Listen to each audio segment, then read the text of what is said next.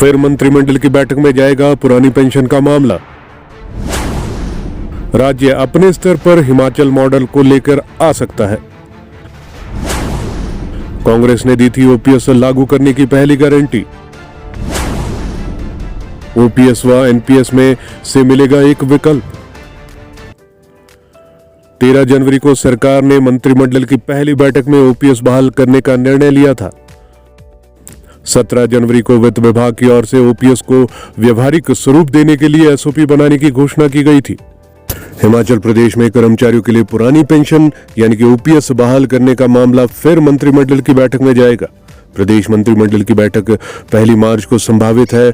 इस बैठक में ओपीएस के लिए बनाई जा रही एसओपी पर अंतिम निर्णय लेगी। वित्त विभाग ने राजस्थान, छत्तीसगढ़ और पंजाब की व्यवस्था को स्टडी किया है। कांग्रेस शासित 3 राज्यों छत्तीसगढ़, राजस्थान व पंजाब सरकार की ओर से ओपीएस लागू की गई है।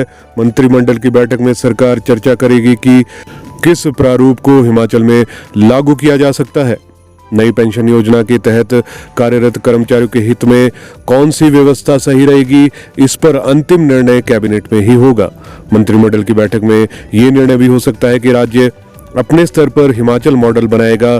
सरकार की ओर से राज्य का चयन करने के बाद वित्त विभाग की ओर से ओपीएस लागू करने का निर्णायक काम शुरू हो चुका है। प्रदेश वित्त विभाग की ओर से ओपीएस लागू करने वाले तीनों राज्यों की नीति का अध्ययन भी किया जा चुका है। अभी वित्त विभाग की ओर से ओपीएस लागू करने के लिए इन तीनों राज्यों की एसओपी यानी कि मानक संचालन प्रक्रिया का अध्ययन किया जा रहा था। अब इस पर अंतिम मोहर कैबिनेट की बैठक में ही लगेगी। कांग्रेस ने दी थी ओपीएस लागू करने की पहली गारंटी। विधानसभा चुनाव में कांग्रेस की ओर से 1,36,000 एनपीएस कर्मचारियों को सत्ता में आने पर ओपीएस लागू करने की पहली गारंटी दी गई थी।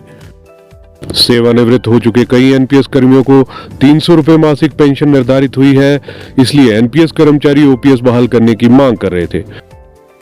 ओपीएस व एनपीएस में से मिलेगा एक विकल्प। कर्मचारियों को पेंशन योजना का चुनाव करने के लिए ओपीएस व एनपीएस में से एक विकल्प लेना पड़ेगा। इसी तरह का प्रावधान छत्तीसगढ़ व राजस्थान सरकार ने भी किया है। पहले इन राज्यों में केवल ओपीएस का ही विकल्प रखा गया था, लेकिन कुछ समय बाद संशोधन करके एनपीएस के विकल्प को भी शामिल किया गया है। इसी तरह का प्रावधान हिमाचल के कर्मचारियों के लिए भी उपलब्ध रहेगा।